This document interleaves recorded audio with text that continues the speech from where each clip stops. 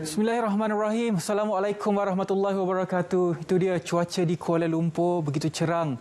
Begitu terang, warna kekuningan, warna-warna jingga sebegitu menceriakan pagi Jumaat kita pada hari ini. Dan seperti biasa, selamat pagi Malaysia, sekali lagi bersiaran setiap hari sebenarnya Raja Sofi. Ya, betul. Dan hari ini kami berdua, saya Ridwan dan juga Raja Sofi diberi tugas untuk menceriakan pagi anda di pagi Jumaat yang penuh berkat ini selama 3 jam. Raja Sofi, apa khabar? Betul. Baik, Alhamdulillah. Macam mana Ridwan, sihat? Alhamdulillah sihat sahaja. Kita lagi masih memakai warna-warna merah, orang kata bersama dengan Tahun Baru Cina lah kan. Betul. Orang kata kalau mengikut kepercayaan kaum Cina, warna ini memberi tuah kepada kita semua. InsyaAllah kita bertuah pada hari ini, Raja Sofi. Ya, insyaAllah saya juga bertuah hari ini dapat bersama dengan Ridwan semestinya dan juga para penonton semua. Salamnya Saidul Ayam, salam Jumaat buat seluruh umat Islam. Masya-Allah, hari ini hari yang cukup barakah, kata Ridwan tadi kan.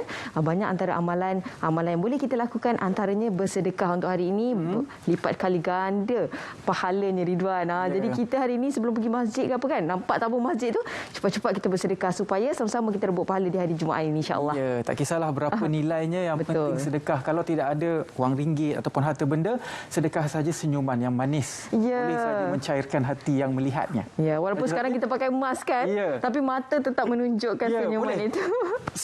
Senyum menggunakan mata. Baiklah, Sofi, kita ada tugas pada hari ini. Kita mulakan tugas kita dengan memberi sedikit informasi berkaitan dengan perkembangan yang berlaku di Malaysia. Apakah kita ke sana? Dan hari ini 4 Februari 2022. Setiap tahun 4 Februari sebenarnya diletakkan sebagai Hari Kanser Sedunia. Jadi ini antara yang menarik perhatian kita semua. Kalau kita lihat statistik, 5 kanser utama mengikut jantina ini di Malaysia.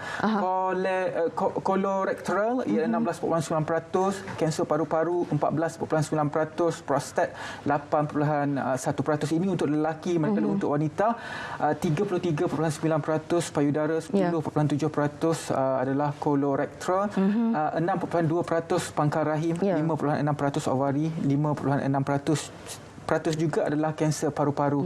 Dan kalau kita lihat statistik ini, pada tahun 2018, kanser adalah penyebab kematian paling tinggi di hospital-hospital swasta, iaitu sebanyak 33.11%. Betul, Ridwan. Dan antaranya kalau kita lihat sekarang ini, iaitu kematian menyebabkan kanser adalah melibatkan kematian yang tertinggi, iaitu yang kedua tertinggi di dunia. Jadi ini merupakan satu angka yang menakutkan, Ridwan, dan kita sebagai wanita perlu juga untuk cakna ataupun mengambil tahu tentang perkara ini, khususnya berkenaan dengan saringan tahunan, iaitu berkenaan dengan pap smear kan, saringan payudara dan sebagainya, supaya kita dapat mengelak daripada penyakit-penyakit seperti kanser, khususnya bagi wanita lah.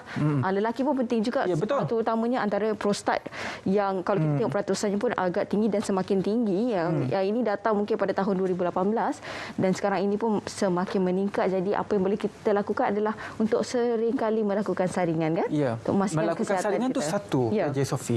Apa yang paling penting adalah pengamalan gaya hidup yang sihat. Betul.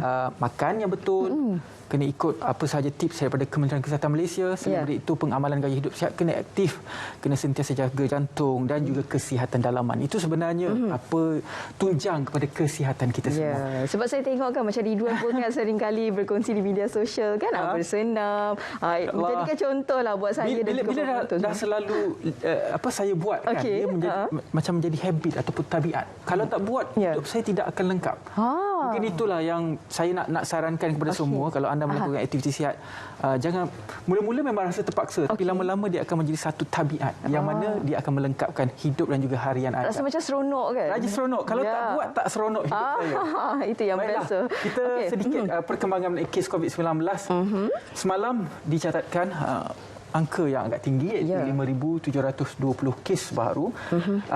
Jadi kes baru COVID-19 dalam negara mencatatkan angka melawasi 5,000 untuk 3 hari berturut-turut.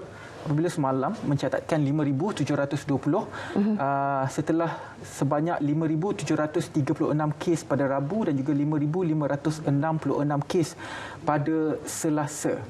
Jadi itu antara peningkatan yang dapat kita berikan kepada anda semua. Apapun majoriti kes lebih daripada 98% adalah kategori 1 dan 2 dan hanya 42 kes sahaja berada pada kategori 3, 4 dan juga 5. Kerana itu pentingnya program imunisasi COVID-19 kebangsaan yang mana sekarang telah pun dimulakan untuk program imunisasi COVID-19 kebangsaan untuk kanak-kanak. Ya, betul. Dan bagi dewasa pula, jangan lupa untuk dapatkan dos penggalak anda terus saja ataupun boleh terus walk in ke beberapa PVV yang telah pun dikongsikan. Setiap hari kita akan sentiasa ingatkan para penonton untuk mendapatkan dos penggalak bagi kita melindungi komuniti kita dan juga rakyat Malaysia semua khususnya. Sedikit perkembangan. Ini operasi hari pertama PICK, PKIDS berjalan dengan lancar. Syafiq mungkin boleh kongsikan. Ya, antara pengisiannya di sini adalah mengikut perancangan kanak-kanak berusia 5 hingga 11 tahun mula menerima suntikan vaksin dos pertama di Hospital Pakar dan pusat vaksin bersepadu di Lembah Kelang mulai jam 12 tengah hari semalam. Namun ramai ibu bapa hadir lebih awal bagi memastikan suntikan dibuat pada masa sudah disediakan selain dapat menenangkan perasaan anak masing-masing. Dan pegawai komunikasi korporat berkongsi iaitu beliau pada mulanya turut bimbang berikutan pelbagai maklumat diterima berhubung vaksin untuk kanak-kanak sehingga mendengar sendiri penerangan pakar kesihatan mengenai kesan berlaku apabila tidak divaksin. Nah, ini antara perkara yang pentinglah khususnya bagi ibu bapa kalau boleh nak bawa anak-anak ke PPV, dah hadirkan diri anda mungkin seawal yang boleh sebab kita tahu anak-anak ni suka untuk diramal kan emosi mereka sebagainya. Jadi sebagai contoh kalau anak-anak kita meragam sebelum untuk diberikan suntikan vaksin sebagainya, masih ada tempoh untuk kita memberi anak-anak kita bertenang. Anak-anak kan?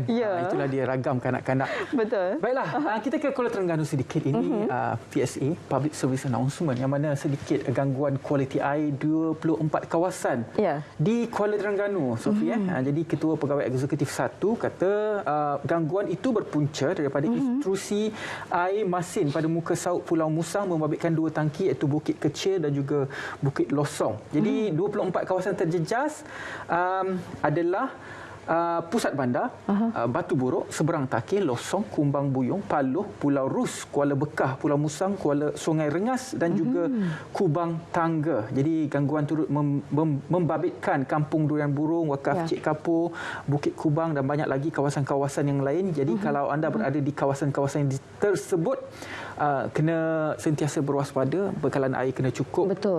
Tapi yang paling penting pada waktu panas begini, nak tak nak kena sentiasa minum air, elakkan daripada heat stroke. Betul, itu yang paling utama kan Ridwan. Baik, itu antara perkongsian kita untuk hari ini. Dan seterusnya Ridwan, ini berkaitan dengan keselamatan negara. Ini kawasan ESS Zone selamat. Yang mana kalau kita dapat imbas kembali sejarah pada tahun 2013 berlaku serangan di Lahad Datu dan kawasan ini digezetkan dan banyak sebenarnya pihak berkuasa diletakkan di sini dan keadaan keselamatan di zon selamat Timur Sabah setakat ini aman dan terkawal tanpa sebarang insiden tidak diingini. Jadi pengesahan itu dibuat oleh Komander Kawasan Keselamatan Khas Pantai Timur Sabah sebagai mengulas dakwaan 10 lelaki bersenjata 10 lelaki bersenjata warga Filipina menyusup masuk ke perairan Tambisan di sini baru-baru ini. Jadi itu dia antara usaha dan juga inisiatif dilakukan oleh pihak berkuasa kita untuk memastikan keselamatan dan juga kedaulatan negara kita terus terjamin, terutamanya di kawasan yang boleh dikatakan sebagai zon merah sebegini. Dan seterusnya Ridwan, kita ingin berkongsi kepada para penonton semua berkenaan dengan seleksi pagi untuk hari ini.